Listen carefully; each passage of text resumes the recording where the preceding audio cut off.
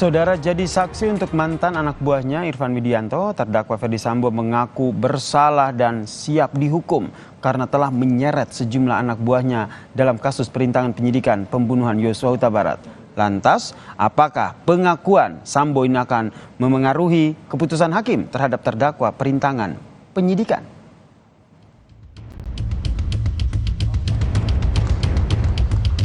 Saya salah, saya melakukan kebohongan dalam cerita awal. Saya salah dan saya siap dihukum untuk tindakan yang saya lakukan.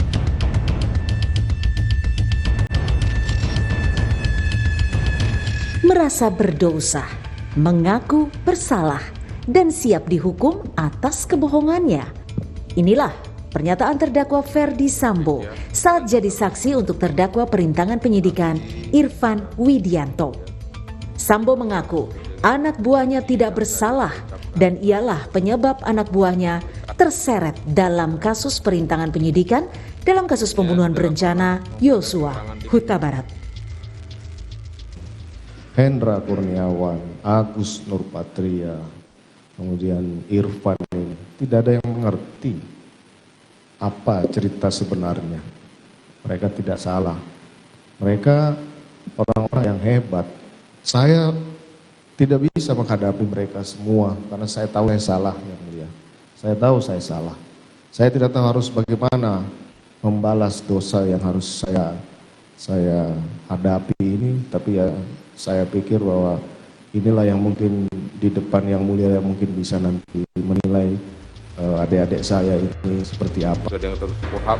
Dalam kesaksiannya, Sambo menyatakan para terdakwa perintangan penyidikan tidak ada yang diberitahu soal skenario pembunuhan Yosua. Tidak ada yang salah karena tidak ada yang saya beritahu tentang cerita yang tidak benar itu. Tapi apa yang terjadi? Mereka semua dipersalahkan hanya karena pernah bekerja sama saya. Saya akan bertanggung jawab. Dia tidak tahu apa-apa. Saya akan siap bertanggung jawab. Jadi saya, kalau berhadapan dengan adik-adik ini, saya pasti akan malu, saya pasti akan menyesal. Usai mendengarkan kesaksian Ferdy Sambo, terdakwa Irfan Widianto sempat terdiam saat diminta hakim memberikan tanggapan. Irfan kemudian mengaku awalnya ingin marah pada Sambo, namun kemudian menyebut tidak ada tanggapan. Ya, mohon izin yang saya tidak ada tanggapan. Awalnya saya ingin marah.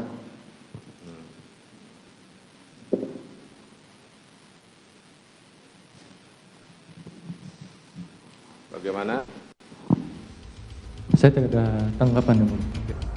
Tak hanya dalam persidangan, sejak sidang kode etik pun Sambo kerap menyampaikan bahwa anak buahnya tak bersalah karena mereka hanya menuruti perintah Sambo. Tak hanya Irfan yang jadi terdakwa kasus perintangan penyidikan pembunuhan Yosua, ada anak buah Sambo lain yang juga terseret, yaitu Hendra Kurniawan, Agus Nurpatria, Arif Rahman Arifin, Baikuni Wibowo, dan Cuk Putranto. Tim Liputan Kompas TV.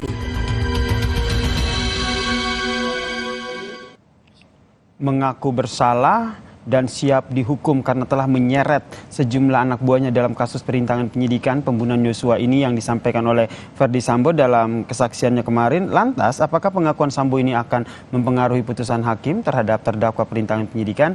Kita bahas bersama saudara dengan pakar hukum pidana sekaligus mantan hakim, Kang Asep Iwan Iriawan, dan juga pakar gestur dan juga mikroekspresi, Mbak Monika Kumalasari yang telah bergabung di Kompas Malam. Selamat malam, Kang Asep dan Mbak Monik. Salam sehat. Selamat malam, Mbak. Saya ke Kang Asep dulu. Kang Asep, mengaku bersalah, siap tanggung jawab, merasa berdosa. Apakah ini akhirnya akan mempengaruhi putusan hakim untuk terdakwa perintangan penyidikan? Kalau ngaku bersalah sih manusiawi. Cuman masalahnya kan ngaku bersalah setelah selesai pemeriksaan. Satu itu. Kedua, Telat begitu ya? Iyalah terlambat lah kalau itu harus diperiksa ke dokter kandungan itu. Kalau terlambat mah di mana juga kan. Yang kedua, kenapa ngaku bersalahnya kalau minta maafnya kepada para polisi yang kelompok 6 ini. Tapi sama yang awal permulaan kejadian sama Eliezer kenapa enggak gitu kan, lucu juga gitu. Nah, jadi masalah juga ini. Tapi saya pikir ya sudahlah, kalau di perkara OEJ ini kan ancaman hukumannya juga ringan. Tapi yang jadi masalah lebih lanjut adalah kenapa Sambo minta maaf sedangkan mereka sudah di PTDH. Ya, kasih mereka sudah tidak hanya yang bersangkutan korban, keluarganya dan anak istrinya, mau gimana gitu ya. Minta maaf kan tidak menyelesaikan masalah. Apakah dengan sampai itu jam menyelesaikan masalah yang jadi korban itu kelompok 6 ini? Termasuk Verdi Sambo yang bilang siap bertanggung jawab. Itu juga menurut Anda sia-sia, percuma Verdi Sambo? Ya, kalau saya bertanggung jawab, depan kan di perkara sebelumnya ngajak berdua, yang bertanggung jawab berdua Mbak Eliezer. Ya ngapain kalau ngajak bertanggung jawab, harusnya sendiri dong kalau dia aktor intelektual gitu kan. Karena semua juga kan karena perintahnya dia, otaknya dia, aktor intelektualnya dia, ngapain juga sekarang minta maaf, ngajak-ngajak yang lain gitu. Berarti menurut Anda sia-sia, percuma lah ya apa yang disampaikan oleh Verdi Sambo di persidangan ini, Kang Asep? Di perkara ini masih menyangkal ya perbuatannya, malah menginikan almarhum gitu kan, yang sudah tidak ada malah mempereng almarhum dengan kegiatan menuduh memperkosa itu dan tindakan merkosa, menganiaya dan sebagainya. Apakah itu tindakan permintaan maaf? Baik, saya ke Mbak Monika nih, menarik ini untuk kita simak kalau misalnya kita melihat bagaimana kerap Verdi Sambo menyampaikan pernyataannya sejak pertama kali muncul, kemudian hingga saat ini menyampaikan sampai akhirnya mengaku bersalah, berdosa, siap bertanggung jawab. Anda membaca adakah perubahan ekspresi dari Sambo dalam setiap kali memberikan keterangan?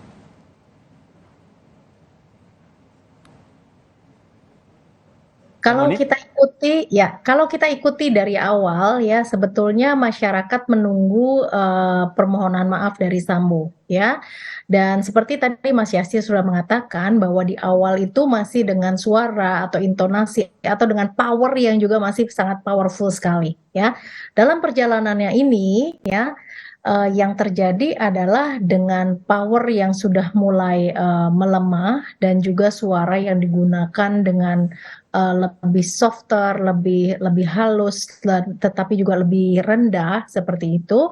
Dan juga kalau dari beberapa statementnya ya, ini juga ada suara yang bergetar seperti itu, ada keraguan-raguan. Nah, ketika mulut mengatakan maaf, nah apakah bahasa nonverbal yang terlihat juga menunjukkan permohonan maaf gitu ya? Artinya apa yang verbal dengan nonverbal ini apakah juga sinkron ya?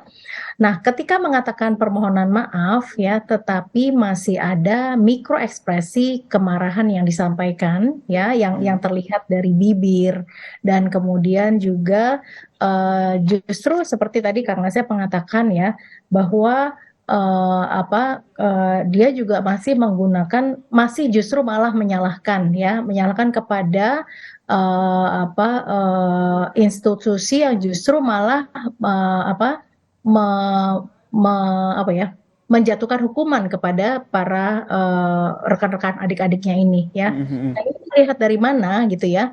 Terlihat dari gesturnya Verdi Sambo masih seperti ini dengan mengatakan dengan button, mereka nggak tahu apa-apa. Jadi ini adalah suatu gaya instruksional gitu ya. Nah, seperti juga Sambo ketika menyalahkan justru malah Eliezer seperti itu. Nah, jadi dan ketika pertanyaannya adalah cukup tulus atau tidak sih Nah, ya itu yang ingin dicari tahu sebenarnya. Ya. Jadi biasanya ketulusan itu sangat erat dengan emosi yang disebut dengan kesedihan, ya. Tetapi justru yang terlihat pada Sambo adalah permohonan maaf dan yang diikuti dengan ekspresi atau emosinya adalah kemarahan, ya. Nah, ini menjadi kontraproduktif antara kesan yang ingin disampaikan dengan bahasa nonverbalnya. Ya. Bahasa sederhananya berarti tidak terlalu tulus begitu apa yang disampaikan oleh Verdi Sambo. Koreksi kalau salah, Mbak Monik. Jadi tidak terlihat genuine dalam menyampaikan permohonan maafnya, gitu ya.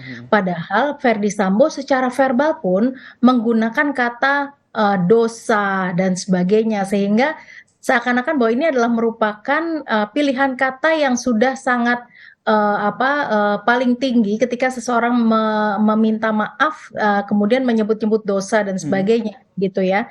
Nah, ini yang juga menjadi tidak common, secara verbal mengatakan dosa, gitu ya, tetapi di bahasa nonverbalnya masih bersama dengan emosi-emosi kemarahan, Baik. seperti Kang Asep melihatnya nanti apakah dalam penilaian hakim ketika menyampaikan apa yang disampaikan oleh Verdi Sambo terkait dengan tadi ekspresi, gestur, kemudian terlihat ini genuine, jujur, tulus atau tidak, itu akan menjadi item-item yang mungkin dipertimbangkan hakim atau tidak, Kang Asep?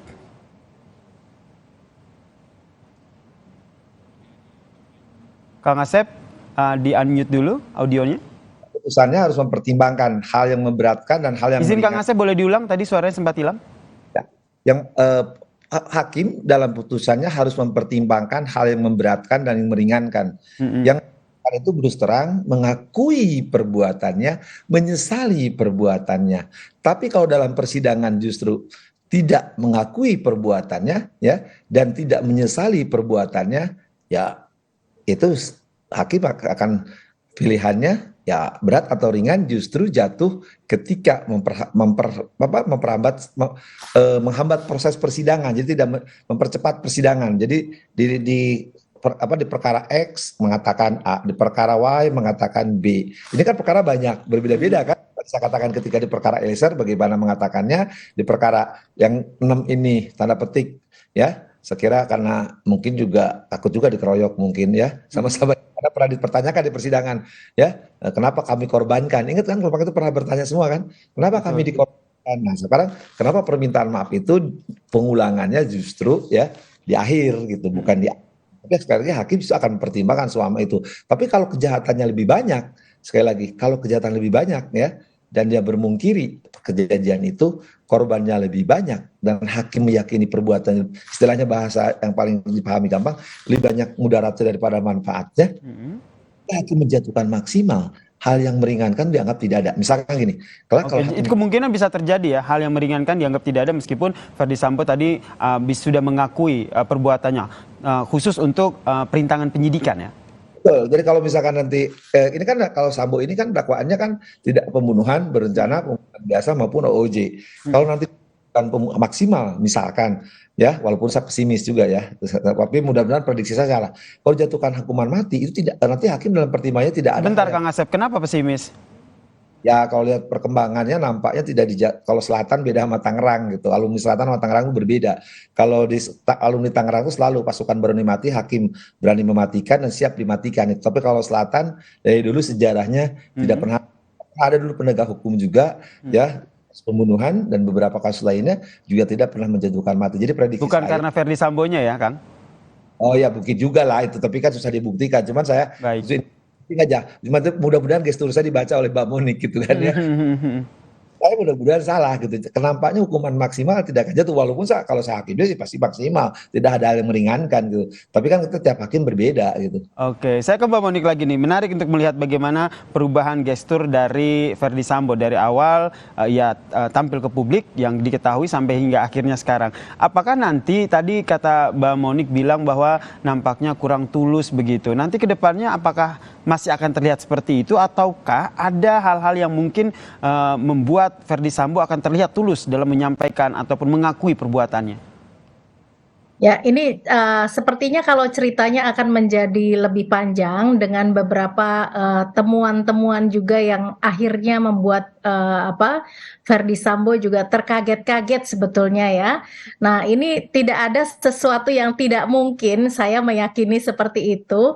Seperti juga Kang Asep meragukan mengenai antara Selatan dan juga Tangerang gitu ya.